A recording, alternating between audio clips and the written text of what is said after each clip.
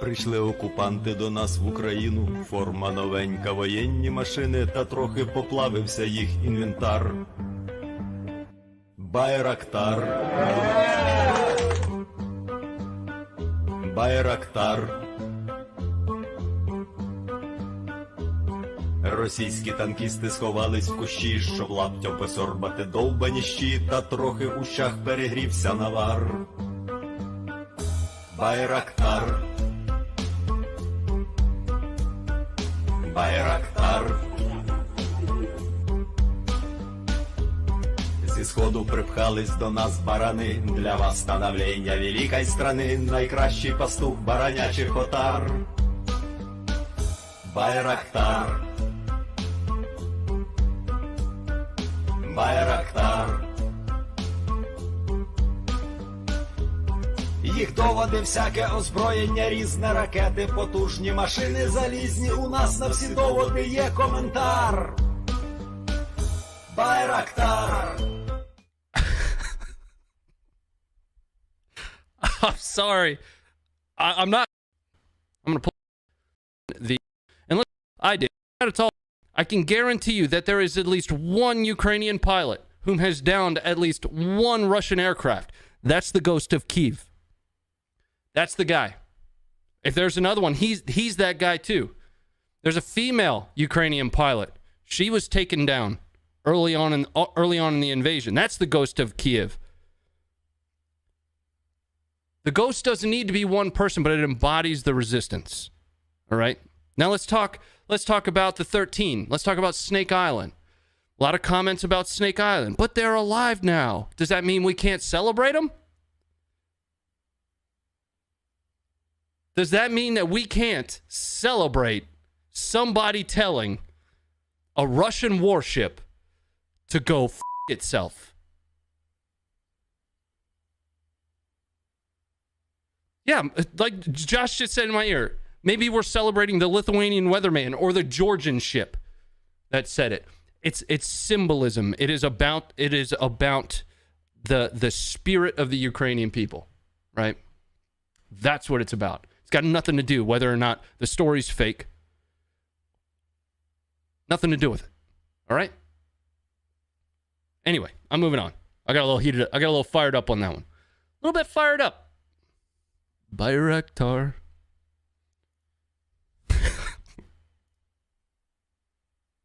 Who wants to watch Bayraktar again?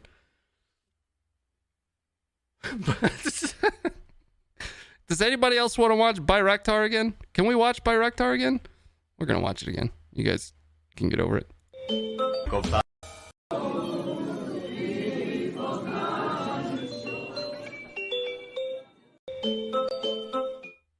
Okay, so I'm not sorry.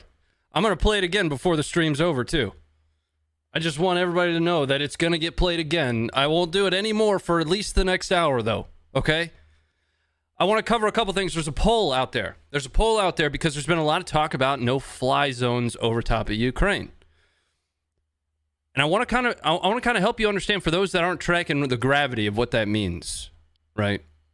Let's talk for a moment about no-fly zones. I'm going to give this to you, and you come to your own general conclusion as to whether or not you personally think a no-fly zone should be implemented over top of Ukraine. Effectively, what that would turn into is a force-on-force conflict between NATO leaders and Russia. Once you declare a no-fly zone, you then have to enforce that no-fly zone, right? In the process of enforcing that no-fly zone, which includes shooting down anything that's flying in there, you also have to engage from air to ground anything that threatens the planes that are maintaining that no-fly zone. So, effectively, implementing a no-fly zone would constitute an act of war. I am not saying whether one should or should not be implemented. I'm telling you what that would end up leading to. Everybody here should be able to come to their own conclusion as to whether or not they personally believe that should be implemented. But that's what would end up happening. Okay, let's jump into some of the footage here. The very first thing I want to show you, and what I'm going to need you guys to do, is have an extra diaper on your hands on this one. You ever watch something that makes you duck while you're watching it? No, you're about to. You're gonna get full camera on this one. Here we go.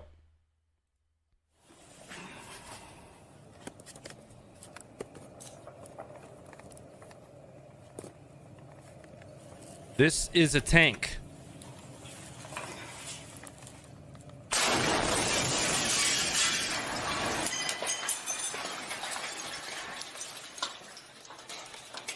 Let's watch that again.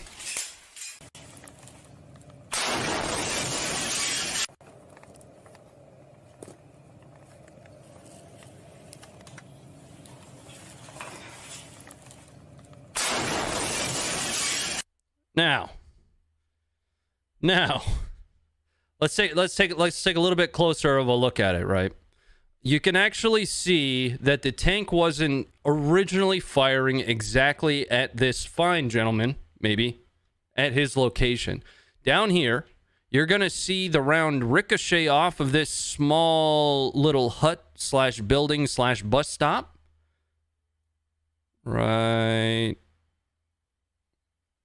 there. So you can see that ricochet, and that's just going to be enough to send it right what appears to be underneath of where this guy is filming from here. Okay? Now let's watch it.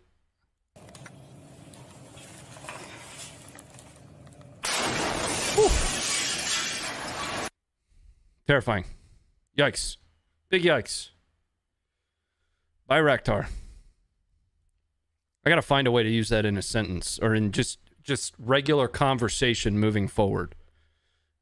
Just talking with your buddy and yeah, Bayraktar, you know. We'll play it again. So let's talk about a few more saboteurs. So top to bottom, Russia has, and we talked about this last night, Russia has ramped up their indirect fires. They have ramped up attempts to take cities. They've been spotted now in metropolitan areas that they had previously been pushed out of. And when we get to the interactive map, the SIGAC map, will go through some of that stuff. But the saboteur activity hasn't stopped either. Let's take a look at one of those. And this is essentially inside Kiev. And we've had reports of saboteurs since the earliest combat footage started rolling out. In fact, one of the last saboteur videos we put out is one of the most popular on our channel at the moment, or on our website. Now, this individual was being spotted placing an IR beacon, presumably to signal some form of an airstrike in the future. And a civilian runs into him and ends up detaining him. So let's get this pulled up and we'll take a closer look at it. And this is reportedly Kiev. We cannot confirm that. See this individual here?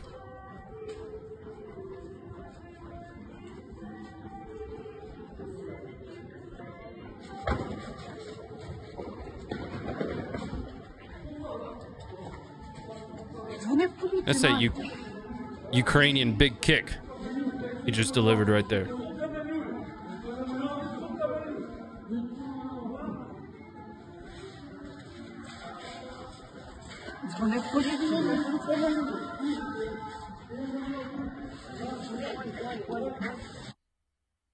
Let's watch that. Let's watch that one more time. What was that, Josh? Just say to this guy because he doesn't presumably know what he is about to engage there. Now, this could be a Ukrainian agent versus Russian agent of some kind, but it could just be civilian guy, and he ends up delivering a left kick to the hind parts of some Spetsnaz dude. You know, you just gotta put yourself into that frame of mind when watching this. Bayraktar. All right, let's take a look at a few other things here. So indirect strikes were very prevalent today, and we've talked a lot over the last couple days about how sparingly we've seen indirect fires. There are a few videos on the site that I absolutely think you should go in there and take a look at that I can't show you here. We have some pretty nasty aftermath footage of the strike on the TV station, to include things that people definitely need to understand better. I'll say as much as that. But let's take a look at an absolutely massive explosion outside of Kharkiv. Kharkiv. Coming up for you right now.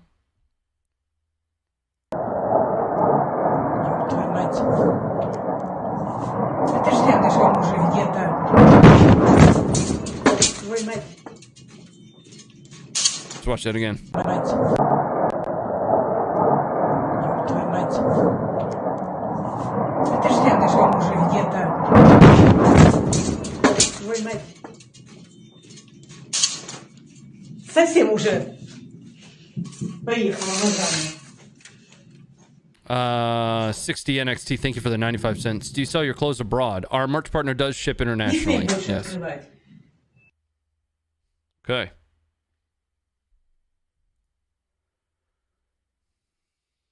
Now, we don't have a whole lot of information about that specific explosion. We are obviously just keeping our ear to the ground. And if you guys have something, make sure in the Discord, because our team members, myself, we are chatting in there. We're monitoring the discussions that are happening. And just let me know if I get enough Bayraktars in the chat. We'll watch it again.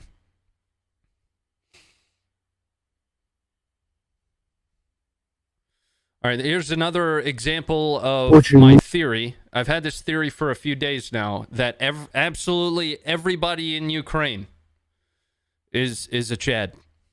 Coming up for you. I'm going to give you full screen for this one. Многие сейчас говорят о том, что цыгане своровали танк. Но, друзья, это все неправда. Мы его просто тупо спиздили. Это, блядь, хит, нахуй, пиздец. Спиздили технику, блядь. Охуеть. После того, как спиздили танк, очень часто поступают мне вопросы. Например, такие. Точно там был ты? Ну, я, честно сказать, даже не знаю. Возможно, был и не я. Но по факту...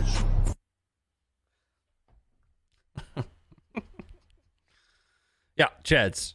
Absolute Chads. Everything from the guy walking a landmine off the road to Baba Yaga screwing a suppressor onto his rifle to this absolute legend with his tractor driving around doing the Lord's work. Amazing.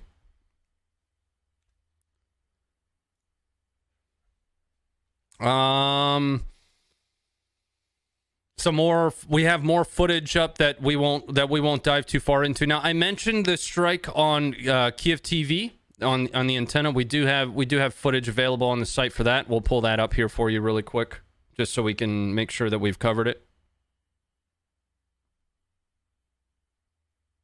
I'm gonna give you. We're actually gonna go to the left screen. No, we'll go full screen for this one.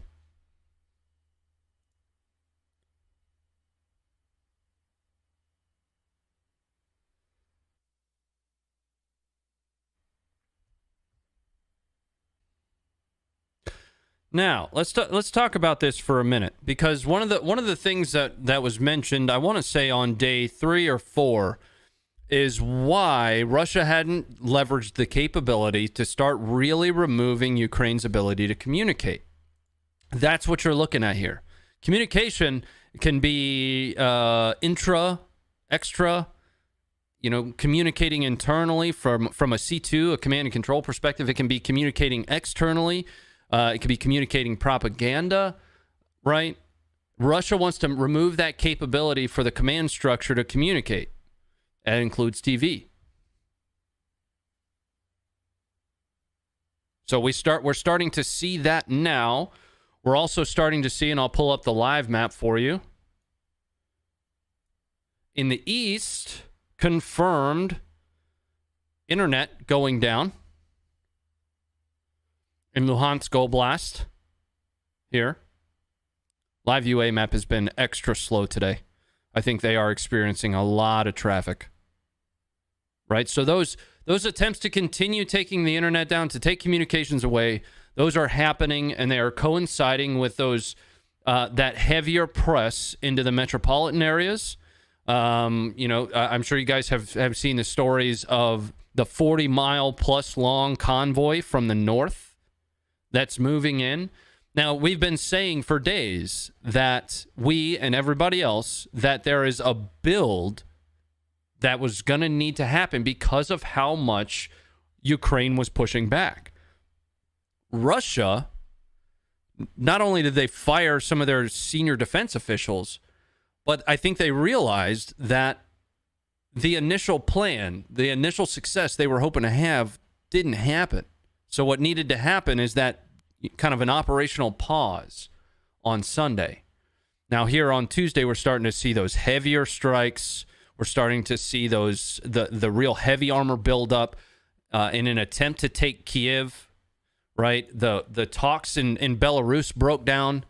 We're seeing reports of more Belarusian soldiers that are crossing. I'm still personally, interested to understand why we haven't seen more armor from Belarus push into the west here to try to cut off logistics supply routes from Poland to keep those from reaching Kiev. There's likely something that's keeping Russia / Belarus from pushing in here to the west. I don't know if that's, we talked to Willie yesterday, the volunteer force, if you will, that's supposedly pre-staging out here, 15 to 20,000 folks. I don't know. I'm just surprised we haven't seen an overt attempt to press into the west to envelop Kiev entirely. I think there are more things going on that we don't know about, and this is part of a bigger plan that potentially, again, there are contingencies that any military, as a part of their, MDMP or whatever they follow, are going to put in place, right? They're going to have decision points. If we have not achieved, phase line whatever by date time group Y, then we're going to do this. And I think what we are seeing is the latter parts of that decision-making process. And that's my opinion, and it matters to nobody but me, right? But a lot more activity to press into Kiev, like we've been talking about, was going to happen. We still don't see a whole lot of press along the eastern bank of the river. Again, we do see Belarusian soldiers starting to push in on that eastern bank to try to get pressure from the east. This breakout still hasn't really developed beyond what it was. I want a hoodie and I just bought a shirt 2 days ago. We tried to get them out as fast as we could, Luis. Thanks for the 229. The world needs Ukrainian Jamshid. I think we got it. It's the Bayraktar.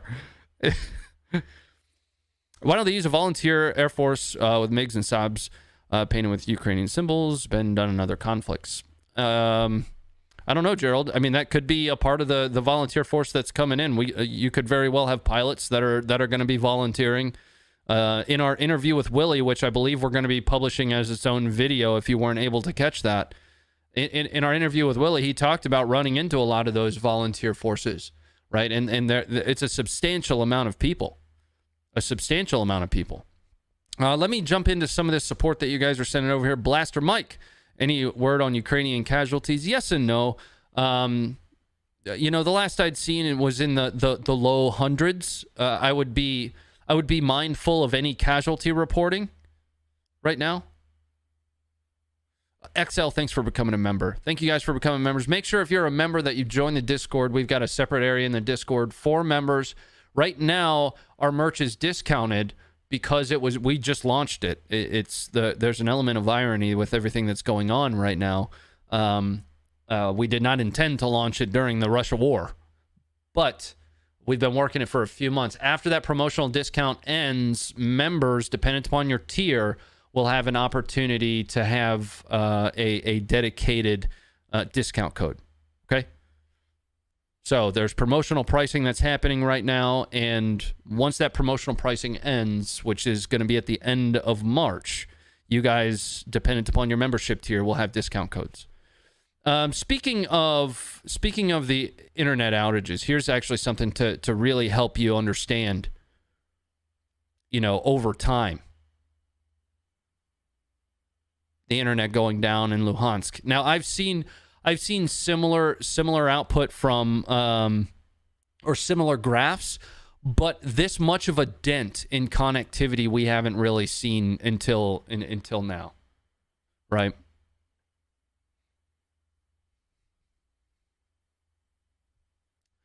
From a mitigation perspective, though, Elon Musk does have Starlink that is arriving, that is approved, free to use in Ukraine. Obviously, getting the terminals there is dependent upon supply lines and, ensuring that it's actually able to reach its destination and you have something to connect to. Without that, I can't just point my phone up at the heavens and say, Daddy Elon, please give me internet. There's a receiver portion there, but I'm starting to see photos of those arriving to help mitigate some of these C2 problems.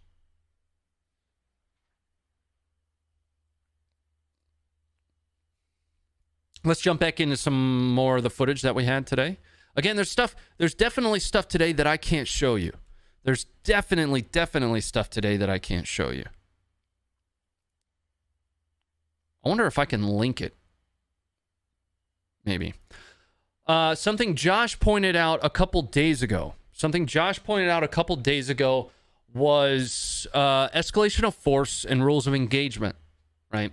Josh spoke about this in one of the videos we posted. I want to say it was Saturday, maybe. We are absolutely seeing Russia try to use escalation of force principles and a generalized ROE, at least at a minimum. And I'm going to show you a great example of that. Unarmed citizens, are essentially keeping this convoy from moving.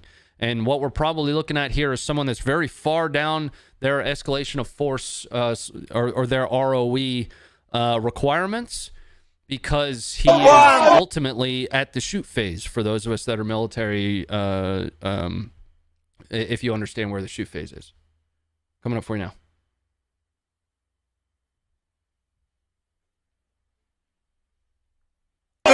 Оккупанты!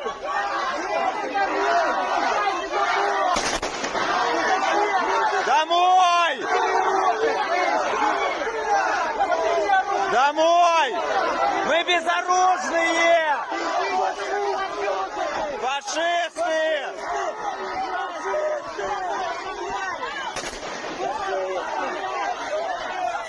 Вы будете по мирным стрелять? По мирным! У нас нет оружия!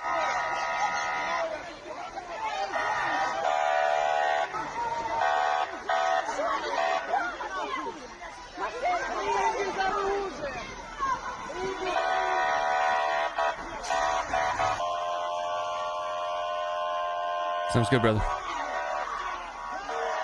Sounds good.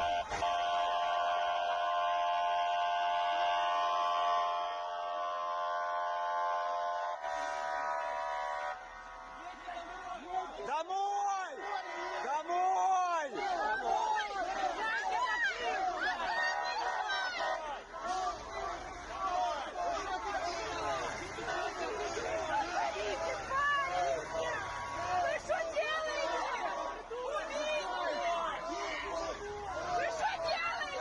Домой!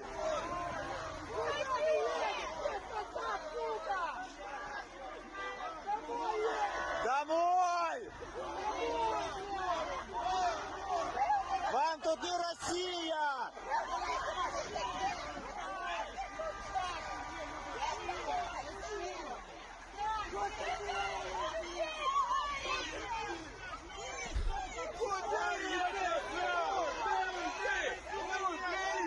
Убийцы! Убийцы! Убийцы! Убийцы! Куда ты прешь?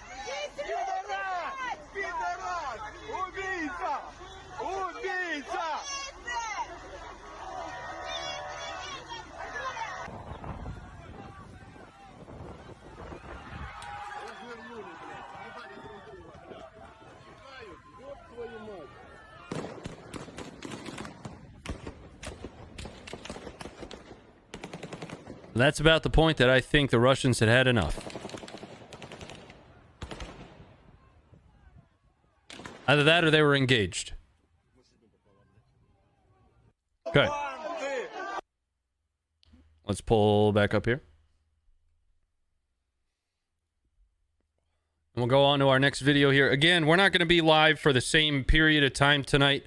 We're really only going to be covering the top level stuff that we saw today. Make sure you guys are jumping in. I do want to show one that I've kind of been waiting for happen, and that's the use of commercial drones. Now, this is something that, you know, we saw become prevalent in Syria, in the Middle East. We're starting to see that become a thing, at least. I wouldn't say prevalent yet in Ukraine. Coming up for you right now.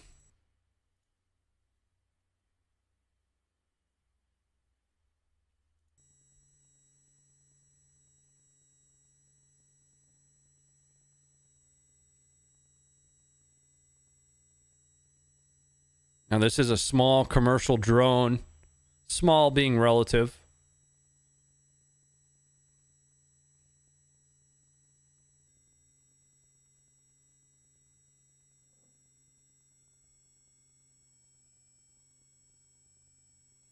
What I don't think we're seeing here is munitions being employed by this drone. I think what we're looking at here is the drone being used from an ISR perspective.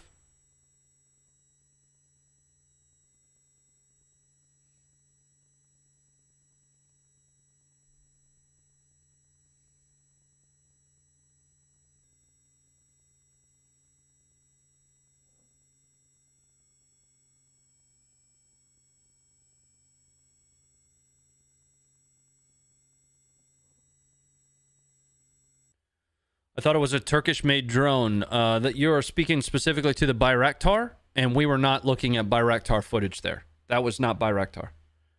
But this is. Народ, тепер нове слово знає їх цар. I'm sorry. I know it wasn't an hour. I know it wasn't an hour, and I'm sorry. I'm not sorry, because I'll listen to it over and over again. It's an absolute banger of a song. It is, and you're just going to have to live with that. And I like to have fun at work. I do. So let's jump into a couple more. We've been talking a little bit about indirect fires being used. So we've got indirect fires in Kherson that really ramped up, and we also have footage of troops that are in Kherson, Russian troops in Kherson. But we also have some pretty heavy footage of indirect fires in Kiev. We're going to take a look at the Kiev strike first. It's coming up for you right now. Друзья, срочно на вышке, только что по телеге Киев. Летит. Чувак, спасибо за укриття. Терміново.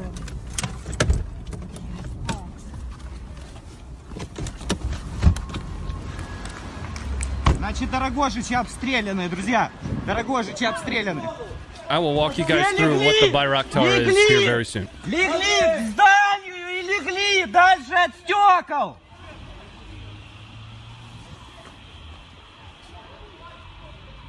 Ближе к земле, дальше от стекол.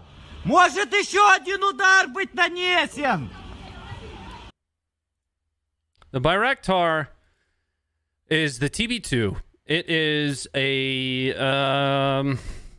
mid-sized drone that is designed and developed by Turkey. Okay? Coming up for you. Full screen. We'll go full screen. It's designed and developed by Turkey. All right? Now, this is not Turkey flying, or the Turks flying these Bayraktar drones. These are Ukrainians operating these Turkish designed, developed, and built drones. Now, they were purchased by Ukraine, and they have been very effective. Now, the Bayraktar can only carry four munitions at a time, 4 rockets, 4 missiles at a time. I do know there's a difference between rockets and missiles. I just don't know which one would be applicable here. They can carry 4 at a time, so they don't have a whole lot of these either, right? I've heard like 6 maybe. Think about a 40-mile long convoy Think about a 40-mile long convoy, and you're trying to engage and slow the progress of that convoy with this. What's interesting, though, is, and I'll pull this footage up here. What's interesting, though, is that the Bayraktar is engaging anti-air systems that theoretically would be able to take it out. Right? Let me see if I can find that video. And we covered that one yesterday, but I think for those that weren't here, it is right here. Theoretically, this anti-air would be able to engage that Bayraktar. I don't know if from a size perspective it's too small. I'm not sure. Its radar signature is small. Okay. Где наш штурман? Хай рассчитывает, штурманский расчет делает.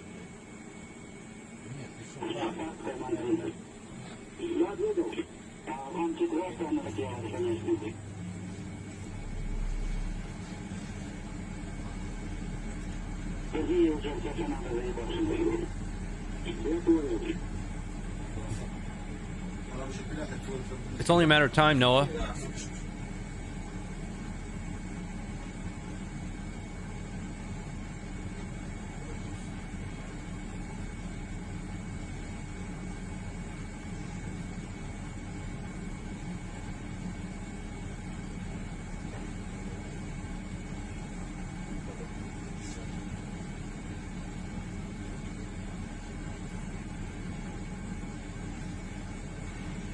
Who has a Discord server link? Exclamation point Discord. Exclamation point Discord.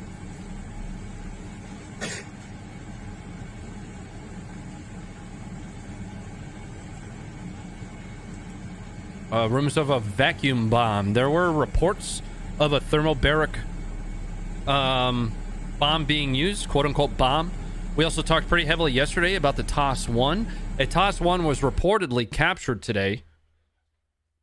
Just so everybody's, if you're not tracking that the report yet, a TOS-1 was reportedly captured today by Ukraine.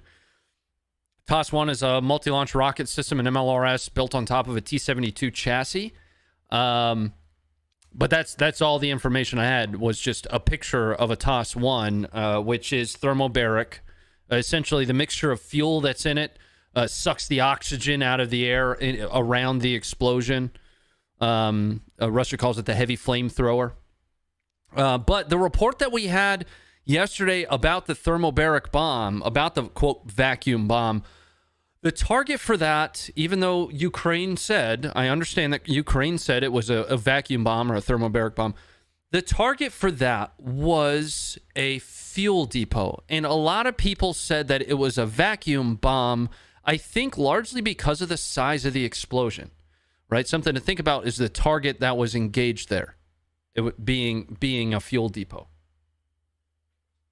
What's the point of a 40-mile long convoy? There's also reports that it's, you know, a series of convoys that's taking up about a 40-mile long road, essentially overwhelming force to try to take Kiev, I'm going to cover a couple more things before we're out of here for the night. Again, this one was supposed to be relatively short, just to walk you through some of the things that we had seen. There are a couple that I cannot pull up here. I do want to show you some more indirect fires that targeted Kharkiv. We're going to watch Bayraktar before we go again, I promise. But first, I want to jump into the map. Because for those that might be new here, we're going to talk a little bit about, some of those strategy pieces that we've seen Russia actively trying to use. Coming up. All right, so here's our map. Now, we've still got the four axes. We've got the southern axis. Russian troops have made their way into Kherson. That is a threat. That is a problem because it gives them that additional foothold along the western bank of the river, right? They haven't really had a foothold in the southwest here. They've been conducting strikes, especially against airports, and they did increase strikes against airports and logistics centers today. But they have made their way into Kherson. Now, early on, and the map doesn't appear to want to load here, early on we talked about the resistance in Kherson. They were keeping them out. There were bridges that were taken down. They are now essentially looting all through Kherson. Russia's still running into a lot of logistics problems, logistical issues, not just including fuel, but food as well. But the press in the east, in the southeast for Mariupol has continued as well. We've been talking a lot about this land bridge as a base of operations, really just connecting Russia to Crimea. If they establish this, establish this land bridge between these two controlled areas, that's just going to be it's going to be so difficult for Ukraine to be able to even come to the negotiating table and say, "Give me back the middle area." Right? Russia, when they had their discussions with Belarus, Russia very plainly said, "We want Donetsk, Luhansk, and we want Crimea." Well, if they establish this southeastern base, and when I say base, I mean it from a foundational perspective. I don't mean base like a forward operating base. I mean like as a basis from which to either further attack, to regroup, from a logistical perspective, from a control perspective. That is so important. But one of the biggest problems that we've been talking about as well, and I'm rehashing some things we've covered the last couple nights for those that might be new. One of the other big problems that we've been talking about is these troops that are deployed to the east here that are essentially being held in place by Donetsk and Luhansk and the heavy buildup that's always been there. At some point, if a breakout happens here from the south to try to connect along this line, you have isolated these troops in the east for Ukraine. Now, as they push up through Kherson, they start to have a presence along this southwest corridor here. I'm still expecting us to see armor in some kind of incursion crossover on the west. We have yet to see that, but we do see tanks and build up. Yep, here we go. Ukrainian military intelligence warns about possible provocation by Russian special services for formal involvement of Belarusian troops in a Russian war against Ukraine. The Institute for the Study of War talks a lot about the concerns about Belarusian troops and armor pressing into the west. That 40-mile, plus convoy, quote unquote, is around about this location here. Now, this is only from Kiev to Chernobyl is only like 50 miles. This distance is only like 50 miles. So from a scale perspective, keep that in mind. You guys can't see the legend, but I can see it down here. 10 miles is about 3/4 of this distance.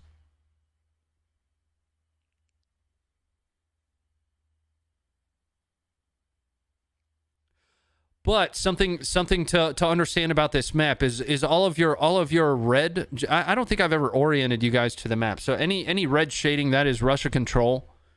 Any red SIGAC dots, that is Russian activity. Any blue dots is essentially Ukrainian activity. More or less, right? Ukrainian positive. That's at least what I've gathered. I don't know that that's official. I haven't really seen a legend for this yet. But that's what I've gathered. Like this one specifically, Russian military convoy was destroyed on this highway, right? So that's Ukrainian activity destroying a Russian military convoy. This one has to do very heavily with Russia. I've seen a few reports of this too.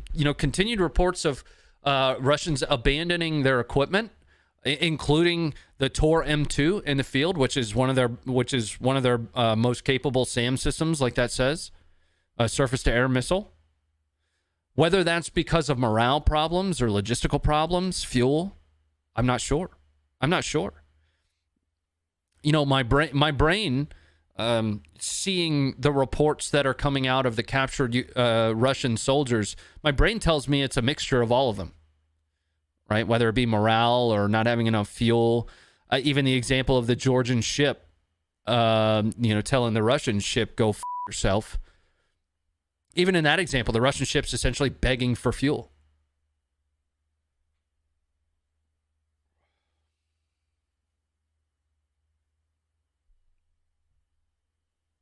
Okay.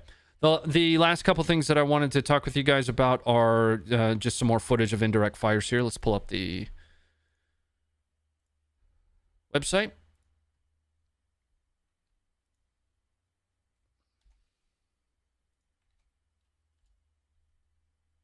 And then I want to go back through my notes and just make sure I covered everything that I wanted to cover. Let's take a look at some cluster munitions in Kharkiv. And that's coming up for you right now.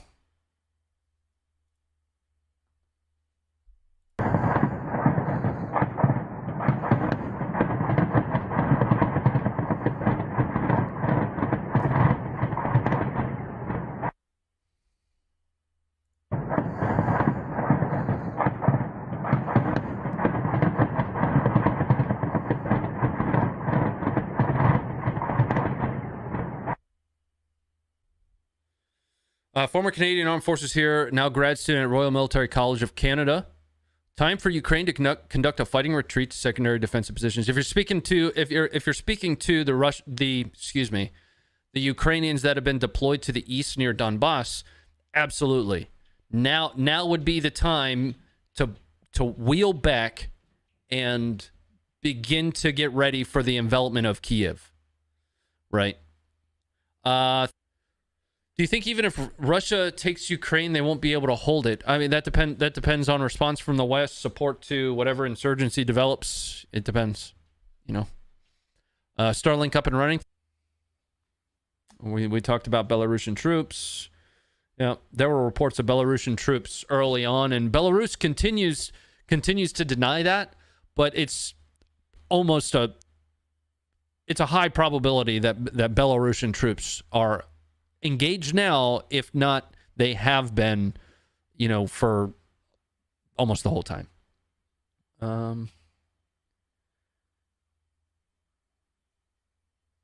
Yeah, so Kherson City. So we talked about Kherson. I talked a couple days ago about being generally surprised that we haven't seen more activity in Odessa. Right, Odessa being a very big port, kind of a pretty strategic location right here, being so close to Moldova, so far west from a sea perspective. That's a key piece of terrain. They have been, you know, somewhat unsuccessful in capturing Odessa. There have been early on in the invasion, there were artillery strikes there. But because Russia has now, you know, gotten a foothold in Kherson, that gives them the opportunity to press further and further towards Odessa, right? Obviously, you know, kind of dominoes. After you take one city, you move to the next one, or establish a foothold, move to the next one. Odessa is an important city for them to take. You know, again, the further west that they have a foothold, the closer they are to Europe. Speaking of Europe, Ukraine was approved to be a candidate member of the EU today. So technically, they're already in a European candidate nation. But I think you understand my point there. Having that far western port could be considered of a pretty strategic location. Let me check my notes again. Jumping back up to the top. Mr. Polar Bear, thank you for the $5. Are they allowing Americans to volunteer to help Ukraine without any prosecution? I actually haven't heard any guidance on that. I haven't looked for it, so that doesn't mean it isn't out there. But I haven't heard any guidance from the United States government about volunteering in Ukraine. If you guys have, jump in the Discord and let us know, because I'd be interested to understand what America is essentially saying about a volunteer force. Ambitious Son, thank you for the 20. Thank you and your team. Love the work you guys do. Rah, thanks for being here. Andreas Forster, thanks for the 1102. Yes, that's what I meant. Attrition is the name of the game. Can't get encircled in the east. Buy time for Russian will to collapse and regroup for counteroffensive. So Ukraine is relatively limited in what they have access and capability to. Over time, if Russia continues these operational pauses, if you will, they're only allowing the West to continue to build momentum and providing, lethal aid to Russia. That's what happened all day Sunday. While Russia essentially sat back and built up, so too did Ukraine. So too did the volunteer forces that are going to be, flooding in from the West. The international community might not be able to provide official aid, but from a volunteer perspective, again, we talked to Willie yesterday. There's 15 to 20,000 volunteers just standing by right now, if not already on their way. Templar Discipline, thank you for the $10. Young Steezy, thank you for the $4.99. I can't read your name because I think it's in Russian, but thank you for the $6. Why are troops attacking civil buildings with rockets in Kharkiv and other cities? That is the question. Now, from a military perspective, what that does is it's essentially fear, right? Continue to attack the civilian populace. It's a fear tactic to force negotiation.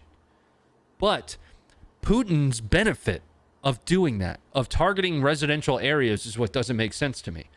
This is an invasion that is in the world's eyes, and he is actively targeting residential areas, right? We're not even to the point from a contingency operations perspective where you can say that the military populace is intermingled, right?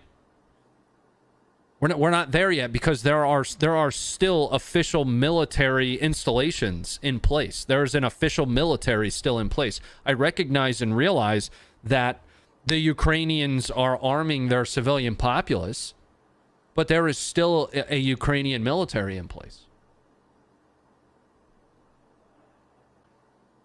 Thank you very much for the communication. Thank you for responding to the poll. It's helpful to understand where everybody stands on a no-fly zone, and I'll just cover that really quickly.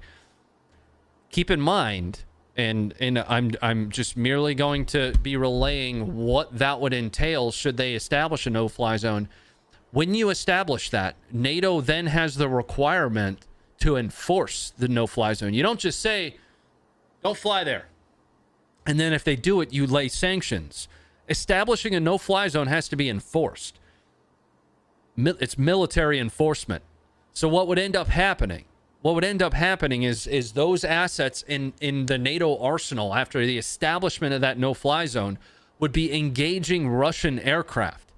Not only would they be engaging Russian aircraft if they are breaking that no-fly zone rule, they're also going to be engaging ground forces that pose a threat to the NATO aircraft that are imposing that no-fly zone, or that are protecting that no-fly zone. So, de facto, by establishing a no-fly zone, what you're doing is an act of war.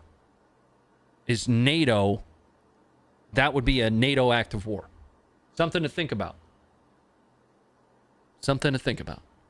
Very long time. We're a small team of veterans focused on combat footage and making sure people see, without as much bias as possible. Everybody's got their internal biases. It's recognizing that you have them that allows you to try to break through that. But it's our job to showcase that as clearly as possible, so that when it does come time for the media to roll some of it, we can help combat agendas and narratives, if you will. But I'm out of here. Stay informed and enjoy this. Dear President Vladimir Putin, I am so sorry that I am not your father. Because if I was your father, you would have stayed calm, held in the folds of your mother's stomach.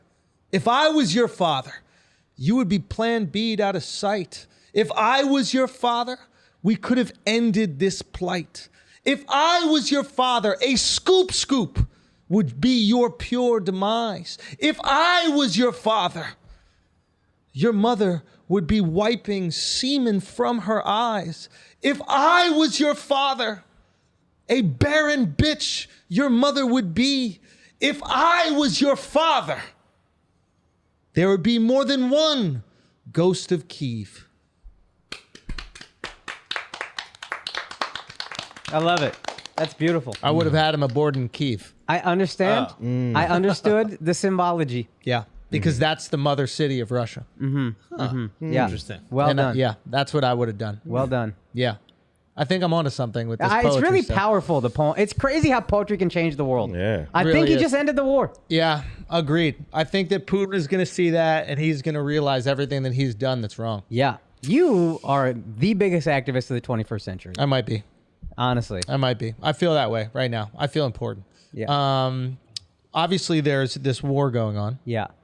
And so we can't talk about any of our problems. And Well, no, we still have problems. I know we still have problems. I have a trip to Italy coming up, Yeah. and it's gonna be canceled, maybe. What? Yeah, I know. Oh my God. I know. That's the worst thing that could possibly happen. I know. I need to go to Italy. I need to go I to know. Naples. Because when was the last time Russia invaded Italy, right? Like, that was pretty recent. Long overdue. I think. Long overdue. It's probably going to happen. Exactly. It's unbelievable that we can't go to Italy. I know Joy Behar was on The View talking about that. Yeah. And she sounded absolutely ridiculous, but I'm planning my honeymoon in Italy this summer. And while she was talking, I was like, talk that shit, bitch. Talk that shit, He's bitch. like, Some of these us got women a are honeymoon. onto something out Right there. though? Right though? Like, let her rip. I'm Yeah. trying to travel. Y'all want to not travel again? We get out of COVID, and now we can't travel again. Oh, I'm traveling, yo. I'm traveling. What you really finna do? Russia not Ukraine? going nowhere. To Ukraine? I'm not going to Ukraine. Russia not going outside of Ukraine. I guess that's a good point. Now, can we just be honest for one moment? Yeah. Do we think this war is really happening? Well, that's a good question. Can't be a war That, denier. no, that's a good question. Give me your evidence and I'll probably support it. I believe the war's happening. I'm so charged up. I'm like emotionally torn. I'm fucking crying because I love. Okay, this is gonna sound fucked up. Pierogies, Veselka. I love Veselka. Yeah. You know I love Veselka. I Yeah. almost got married to Veselka. Yes. That was the first place I took my wife was Veselka. So the Ukraine has a special place in my heart. I also had sex with that hooker with the white areolas. Very different. Right? First hooker I've ever fucked was in Your two deepest emotional connections. Ukraine. Yes. yeah. First time I ever paid for pussy in Ukraine. Yeah. And the first time I ever met my wife in the Ukraine version of Yeah. here. Also, Yes. we don't say the Ukraine anymore. What do we call It's it? just Ukraine. Yeah. Apparently, yeah, it's not the Ukraine. You don't know what they want to be It's called. also not. It's also not Kiev. How, Apparently. can I ask you a question? Are there two Ukraines? I mean, Nah, it's like the Bronx. Yeah, it's the Bronx. It's the Ukraine. That's what I'm saying. Dude, okay, here's what I'm saying is, so, a lot of emotions that are happening right here, and they're very difficult to digest, okay? I'm going to say this line, just roll with me on it, okay? Gladly. Gladly. Just roll with me. I'm rolling. I love war. I love it. I love it. No. I know it sounds fucked up. I love war. Just roll it. Are we rolling? Okay. I'm here. This is why I love war. It's not the war. I don't want people to die. I think this is tragic. I Get think this is through it. awful. Yeah, I yeah. love the heroes. I really love heroes. okay. And in order to have heroes, you need conflict. War provides the conflict for the heroes. I'm basically Hamilton. Right? Hamilton, remember, he was like, we need a war so I can be better in society, you piece of shit. What a fucking piece of shit Hamilton was when you think about it. Nah, put some respect on Hamilton. No. I have respect for him. You know he was not black in real life, Yes, right? he was. wait. Yes, he was. Yeah. Yes, he was. He's back in the show. He's it's whatever accurate. Lin-Manuel Miranda is. He's black. Is he, dude? Yes. He's Steven Seagal. Afro-Latino. Okay. I'm taking When I that. went- Yo, we claim our blacks. Okay. George Washington was black in the fucking play, but that's about it. When I went, he was black. Oh, really? In the new one, You're yeah. the Javon, Black shout out Hamilton. to Javon McFerrin. Yeah, Okay. that's my guy. All right, shout out to Javon. But not to get too far off of this. So I love the heroism attached to war. Okay? Yeah. And I'm having these moments where I'm like fucking crying. Like every time I walk into my bathroom, Yeah. I look into the vanity. Dual. I look into my side of the vanity, right? Dual have a vanity. dual vanity? I have a dual vanity, obviously. And in the bathroom attached to my room, not the other bathrooms in the place. Nose too big. He needs one for the nose. I need multiple. Yeah. Okay? it makes sense that he It's a has lot to be vain about. Yeah, he's got a vanity. It makes sense, right? So I go in there and I replay what I would do if I was the ghost of Kiev. Okay. So I'm actually just working at a butcher shop okay. in the Ukraine. Okay. And Damn, I you stopped hear dreaming as soon on as you the got to radio, Ukraine. right? I hear on the radio that the conflict is escalating. Okay. Yeah. And I'm cutting my sausages and I'm cutting through the meat and all that kind of stuff. And then it looks like they're gonna take up arms. And there's a moment where I put it down, and then I just walk out. And I just walk onto the base, and I'm getting some pushback from like the lower level army people on the base We because they can't don't lose know. the butcher. No, they don't know. Oh, okay. They don't know who I am. They don't know my history. They don't know what I've done. Right. Okay. Right. And then all of a sudden, the big general sees me coming. Okay. He goes, no, let him in, let him in, blah, blah, blah. I go, get me in a plane and get me up into the sky. And I get up in the plane, I get in the sky, and I just start taking out these fucking Russian planes. Okay. 6 in a day, he did. And then he Right? said, "Shut up! I'm hungry now. Cook." That's it. I don't know what you're talking about. You're a butcher. So he Butchers said, don't cook. Yeah, they just cut meat. It's okay. Yeah, He's from whatever. the city. He grew up with delis. Yeah, he we doesn't don't know do what the butcher. fuck a butcher is. He's never seen a butcher. Yeah. Okay. You never seen a butcher didn't look like me. That's facts. So I guess my point is I get so excited about this and I'm living out this dream of being the ghost of Kiev. And then I find out it's not even real. It's all Yes, fake. correct. Everything that we've romanticized about this war didn't happen. What about? No. Ghost of Kiev, not real. The sunflower seed lady, you saw that story? Yeah. Okay? Lady walks up to the Russian soldiers. Hey, can you put these sunflowers in your pockets? Why do you want us to put the sunflowers in your pockets, old Ukrainian lady? Well, because when you die on our soil, at least sunflowers will grow from the ground. Fire. Bars! Fire. Meme! That's Baddest fire. bitch on the That's fucking fire. planet. Fake. Snake Island, you heard of that one? The Russian boat is coming up to the island where there's a base on Snake Island, Ukrainian island. There's a Ukrainian base, 13 soldiers on there. The Russian boat says, hey, if you surrender, we'll save all your lives. He goes, hey, tell them to turn up the volume. And they go, fuck you, Russia. And then they all die. Those people are alive. Didn't happen. Tank running over the car. Do you guys see that clip? No, I haven't seen that one. That's real. That's real. Ukrainian tank. Ran over their own guy. They think that it might be they're running over somebody who was trying to Russian forces or something like that. But what some people are saying, that's not even confirmed. But what some people are saying is that was an anti-aircraft tank. Andrew, Yeah. let me tell you something about war. Okay. In any war, Are you supposed First to have ca- that much paper left on the cigar after you cut this shit? yeah, it kind of got messed up. It's kind of a little dry. Sorry, my bad. Andrew, the first casualty in any war Is is the truth. Oh, shit. bars. The bar. Bars. Okay, he'll learn how to smoke that thing. Okay, but that is totally true. This is what happens, and it's so fascinating to experience, obviously, war from a safe place, right? We're going to talk about war as people who are far away from it. So obviously, this is going to be insensitive to people who are in the thick of it, right? But we're experiencing it from the outside, okay? Experiencing war for the first time with social media, obviously, first time in history. But now we can quickly find out what's real and what isn't. The Gulf of Tonkin happens, what gets us in Vietnam. By the time we find out that shit was fake, we're already in the war. Now, when I say I don't even know if this thing is actually happening, I don't know. All the pictures that they're using of like buildings that have been attacked. Some of these pictures aren't even in the Ukraine. But now, just because there's misinformation doesn't mean to say that none of it's happening. Of course it's happening. Something is happening. There's a conflict there. There's soldiers there. People have died. It's fucking tragic. It's awful. Okay? My point is that right now there's a PR war going on.